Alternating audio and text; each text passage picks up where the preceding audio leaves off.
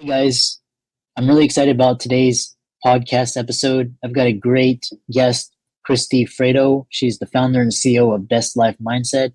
I think the episode will really resonate with the female entrepreneurs in the audience, talking about mindset, living according to your core values and beliefs, emotional resilience, emotional health, setting boundaries. I'm really excited about today's conversation. So, Christy, welcome.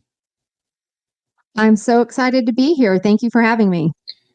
Yeah, I know we connected on Podmatch, but tell people about your story and how you got started and we'll get into more of it, details. I'm sorry I couldn't hear you. You cut out. So Christy, welcome to the show. Tell people about your story, your background, how you got started, and we'll get right into it. Okay, I'm a transformational life coach, and I coach people using strategies that I came up with during my own transformation in 2011. In 2011, I was working in a very successful career, very high paying director level position, but was completely miserable, was in an abusive marriage and also was an alcoholic. And in a 6 month time frame, I changed all of that. And within 2 years from starting to make those changes, I rebuilt that life to have my own successful business, Face Logic Spa in Dallas, and to marry the man of my dreams who is wonderful. And we've blended a family together. And I've gotten to do all of that while being sober. So now I'm sharing those strategies with people. Fantastic. So let's start from the beginning. One thing that you talk about is this idea of just kind of hitting rock bottom. And how did you get out of it? How did you kind of get a solid footing so that you can grow your best life? Well, I made all of the changes in terms of leaving corporate America, um, quitting drinking, getting out of the abusive marriage without really having a plan in place of where to go. I also didn't really have much of a support system because I didn't want to share what was going on with others because I felt like there was a stigma attached to a lot of that. And I felt a lot of shame. So I had to sort of muddle through it on my own. And during that time, I researched and read books and tried to find different ways to figure out what to do next. And so that's the type of thing that now I'm helping people with. Interesting. What steps did you start to kind of get yourself out of that? Like, was it coaching? Was it meditation, yoga? What did you do? I wish that I had discovered coaching back then. I've had a coach since then, but I wish that I had known because that would have been super helpful to have a life coach during that time to have that support and that guidance. But I discovered things like yoga. So, for example, yoga was great for stress relief during the divorce. It was a great replacement activity during quitting drinking. So that, at 6 o'clock, I was going to yoga instead of going out with friends or opening a bottle of wine at home. I discovered meditation, and that was an amazing thing to clear anxiety, to clear my mind, to help me start building the new life. So it took a little bit of time to figure that out. But once I started using different strategies, positive affirmations, abundance thinking, those things, I started to do things like look for businesses and hire a business broker. And from that, I found my spa. And that was amazing. And I think through the affirmations of I am a good person after being told in an abusive marriage for so long I was a horrible, selfish person, things like that helped me to realize I deserve to have a nice husband. I was worthy of love. Those sorts of things that helped me be ready when those opportunities came to have that new life. I love that. I love it. I love affirmations. I love getting it, moving your body, getting into your body, harnessing your intuition.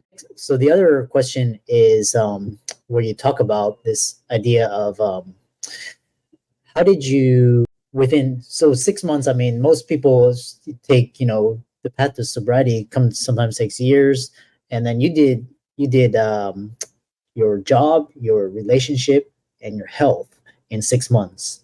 How when people say that's impossible, what is your response?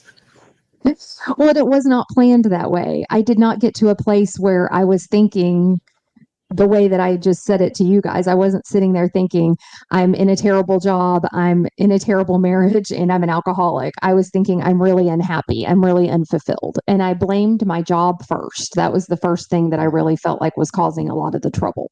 In my mind, that was making me so miserable. That was making me drink a lot. That was the source of a lot of my misery. I was in denial on the other 2 points, I guess. And so I left that job and then had time to reflect and really think about things, and realized I was an alcoholic, but I really didn't want to quit drinking. It was a big part of my identity to be the fun girl who brought the fun, who brought the party. I was very social at that time. The idea of not drinking, I thought, would be really limiting socially and even from a business standpoint, because that's a way that you can bond with, different colleagues out at dinners. I was, worried about actually quitting. So it wasn't a situation where I figured out I was an alcoholic and then quit right away. It was more like I figured out I was an alcoholic, and then it took me a long time to fight with that change before I was able to make that change. And what I mean by fight with that change is, there's the change cycle. And when you decide to make a change, your first feeling is euphoria. Like, what is this, new life going to look like? And you're so excited. And then you start thinking about the change and you start thinking about what it means and you start telling people about it. And then you start to get some negative input, whether it's from yourself or from naysayers or whatnot.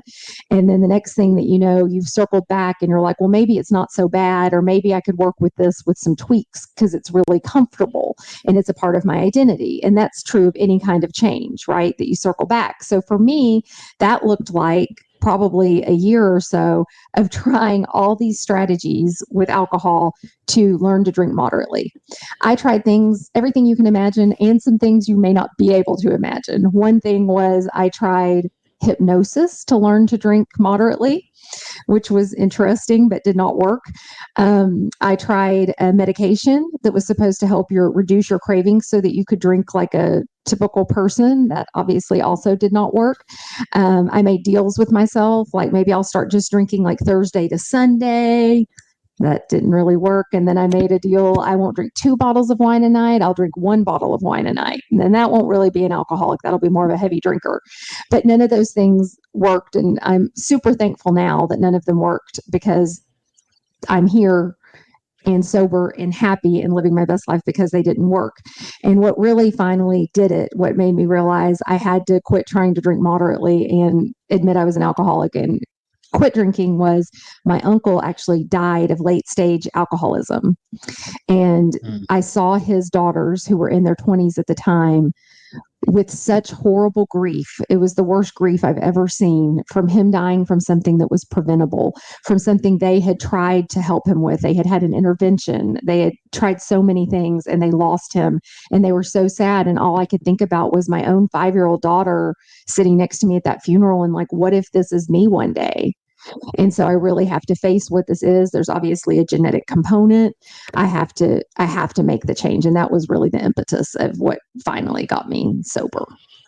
Kind of that getting leverage. I kind of had a couple questions around that. Well, the first thing is, so, a lot of people, they drink one for escape, right? Just kind of, drown out their misery or some like kind of gives them a good feeling, like, either socially or with alcohol addiction. What is the majority of it? Is just people just kind of miserable and then they want to escape their problems, or is it just kind of something else?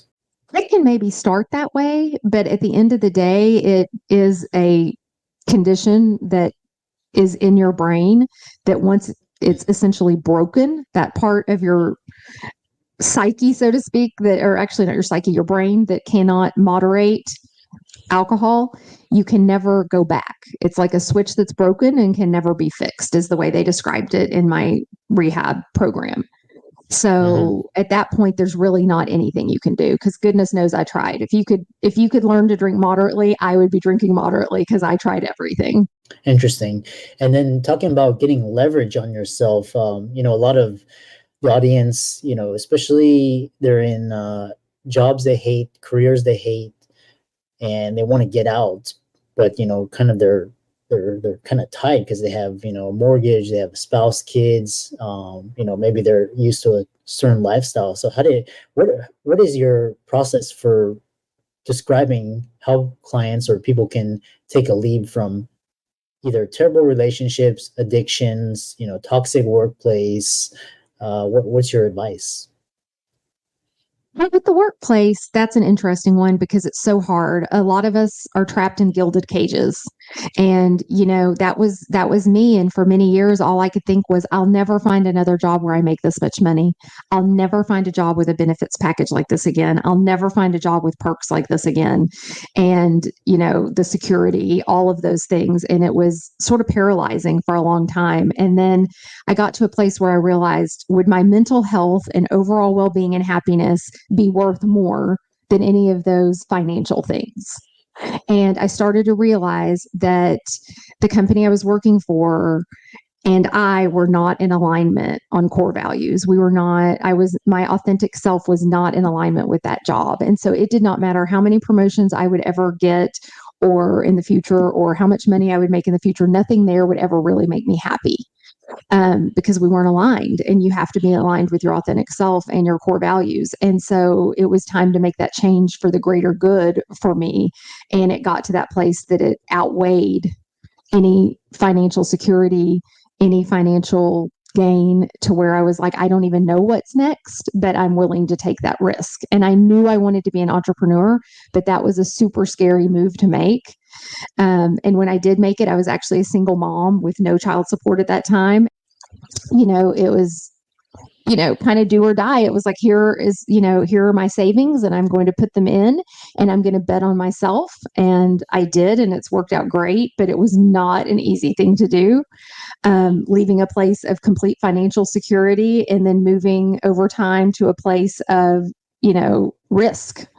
Yeah, that's really powerful because it sounds like, you know, from your story, it sounds like you kind of were evolving and kind of the universe was kind of nudging you gently and kind of, you know, showing you, and then kind of, you know, kind of like you're evolving, your consciousness is evolving and it's kind of like you got breakout. And then in order to go to your next level where you are today, you had to, you know, make drastic changes, which is, you know, I think Elizabeth Gilbert, she talks about this in her book Strayed, and, you know, you're hearing it more and more. And I love this idea how you talk about aligning with your core values. And then basically you have this idea where defeating the cycle of change resistance. What is that? Well, I explained sort of what the cycle is. So, what you really have to do, honestly, is a lot of times people have to go through that cycle a lot of times before they actually commit to the change, because you cycle back around up to the place where you started and you start to think, it's comfortable, it's familiar. You don't really think that, it's in your subconscious, but it's comfortable, it's familiar, and you start to think maybe it's not that bad. You start to rationalize, you start to make deals with yourself.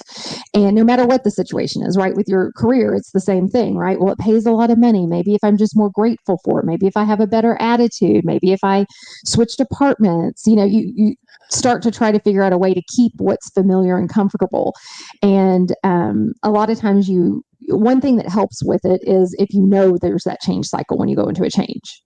If you know what those steps are, it's sort of like whenever you lose somebody in your life, the grief cycle, knowing that cycle is there helps you know what steps you're going through, and then you repeat it, right? And then you kind of know what's going on. So that awareness really helps if you're cognizant of that situation and that cycle. Obviously, a coach of any kind is going to help you. A therapist can help you. So getting that support to get through the change cycle and not repeat it over and over is key. I love that. And everybody talks about this idea of law of attraction and the universe. And you talk about leveraging the law of attraction. How do you leverage the law of attraction? Like, what is the mechanics? What does that look like? Kind of describe it, or what it feels like, or, you know, the habits. I want to know more, because, you know, you made rapid changes in, like, you know, rapid amount of time. So you must have done something, you know, done a lot of things correctly. So the law of attraction is essentially, simply put, like attracts like, same attracts same.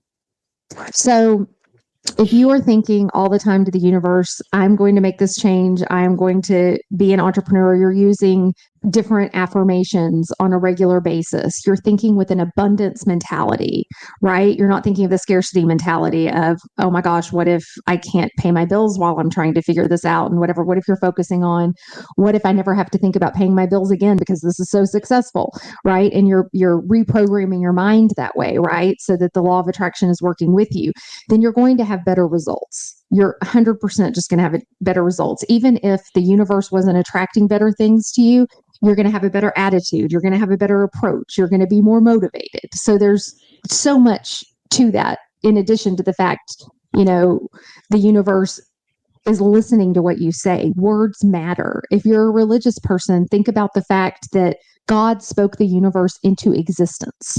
He spoke all of this into existence with words, and you're created in his image, so you can do the same thing. I mean, that's super powerful, right? Like, why couldn't you do the same thing? So it works in reverse too. So if you're saying bad things or negative things about yourself or about your life or about your future, that's going to affect you too. So I heard an example the other day of, a woman goes on a date. She comes back. She says, that was a terrible date, another terrible date. And the friend says, well, what happened? Well, he was this, that, and the other. I'm never going to find the right person. All the good ones are taken. Was that a belief that you really hold and have held? And that's why the universe is sending you the bad dates, because the universe is listening that you're not going to find the right one. So the universe isn't sending the right one. Right. And your attitude about the whole thing is wrong. So there's that coupled with it. So I thought that was a really good example of a day to day where, the negative things that we say and think and believe also can impact us with the law of attraction. So we just have to be really careful with our thoughts and words. Yeah. Which brings me to another question. In 2007, I was this, angry, just kind of very low vibe and just angry. And then, as like your consciousness, you can tell it's a little bit, it's a higher vibrational, but when you're dealing with clients, you can run the whole gamut. You can have really like great clients, very spiritually aware, but then you also have kind of I call them low vibe, and they kind of leech energy off of you. So kind of how do you deal with kind of you're in a high vibe state, and then kind of somebody's like dragging you down? What are your tips and about that? Well, I need my clients to commit to trying to change their mindset to be 100% positive 100% of the time as a goal. You're never going to get there. I think there's even a disorder to people who are really truly 100% positive about everything because they're sort of in denial, but that being your goal and committing to reprogramming your mind using strategies, right? So doing affirmations every single day, being determined in everything you do and not giving up, focusing on an abundance mentality and not getting caught in a scarcity mindset, because that will kill you, and watching the words that you say. And you can tell if somebody's really doing that work or not, because you talk to them one week and they say they're going to start doing these different things on a daily basis and that they're committed to it. And the next week you can tell a difference when you talk to that person again. And if you can't tell a difference, they haven't been doing it. And over time, it completely changes the programming in their mind if they commit to those strategies on a regular basis. And it's something that people have to really have that commitment. It's not something that's really hard to do. It's just something that takes dedication and commitment and accountability.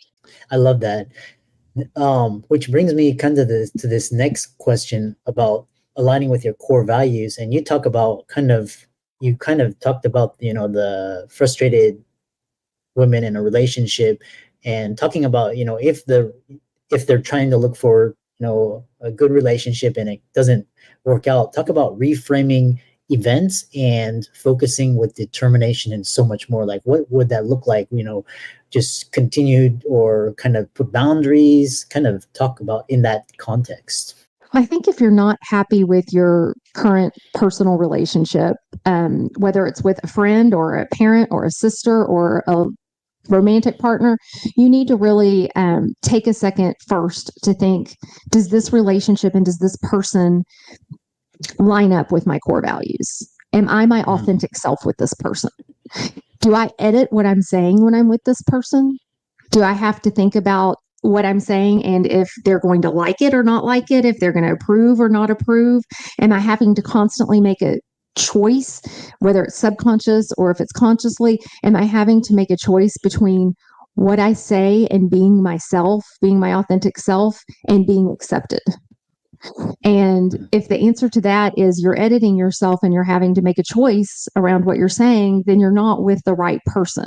So that's the first thing. Or if there's a core value issue there, right? So you have to first decide that, because that may not even be the right person. And then if that is the right person, if they pass those tests, so to speak, then you have to look at what is the particular issue, and if it is something around boundaries, you have to draw those boundaries. And if it, is, whatever different things that it could be, right? The way that you're handling your finances together, whatever the issue is, then you can work on those issues. But I think the first step is making sure this is actually the right person. Are you energetically drawn to them? Is this the right person? There's so much to it, and your intuition tells you so much of that also. Or am I just with this person because they look really good on paper, or they're really attractive, or all the different reasons? Maybe they have a lot of money, and not that we consciously go after those situations, but it happens sometimes. And then you start justifying and thinking, oh, but I mean, everybody loves him. I mean, everybody loved my ex-husband who was abusive. Everybody thought he was so fun and so nice. And when we got divorced, everyone was, like, oh, that's so weird. Y'all must have just grown apart. And I was thinking, not really. Yeah. So I think that's the first step, is you have to analyze if it's the right person. Which brings me to like these idea of like self-sabotage, because, what you're describing, but then, for example, it could be genetics that you describe, with the alcohol. You could be drawn to alcohol. You could be, subconsciously from childhood trauma, be, attracted to abusive partners or those who lack integrity. So how do you, what is your advice for that? Is it kind of like, are these like, you have to kind of recognize that these situations and events are not good for you, and you kind of be like, no, I'm not going there, or what is your advice? Well, I think you have to recognize the situation is not healthy for you. It's not good for you, and that, you may need to get out. But I think the even more important part is, after you get out of that relationship, is to look introspectively and figure out, why was I with a person like this in the first place, that didn't treat me well, or didn't respect my boundaries, or didn't do these things, and really delve into, do I not feel worthy of a person who is whole and healthy and kind and good? Am I prioritizing the wrong things because I'm not living my authentic life? Where, like I said, am I looking at, he has a really great job and he has a really fun lifestyle and a great car, and this is everything I ever wanted on paper, but it doesn't really line up authentically. So I think there are a lot of questions you have to look at to try not to get into another relationship like that, because that's what happens so many times. You might realize this relationship isn't for you, but you go out and find a similarly troublesome situation because you didn't do the work to find out, like, what belief is it in me that allowed me to get into this situation in the first place. And that's the work we have to do to avoid repeating the same mistakes. I love that. I wish we could talk more. How can people contact you, follow you, reach out to you, check out your work, etc.? Bestlifemindset.com is our website, and we are giving away a reinvention roadmap free to everybody who's listening today. If you go on there, you can download that for free, and it actually guides you. It's a guided workbook. It's a journey that guides you through all of your core values and the different parts of your life, and helps you figure out where you're not in alignment with your authentic self. And then it helps you think through things like, if all jobs paid the same, what would I really be doing with my life? And then it helps you really dream about what your ideal life would be and start taking action toward getting there. So that's a great place to start, bestlifemindset.com. And we're also on Facebook and Instagram. Awesome. And let's thank Christy for this really fantastic, almost mini coaching session.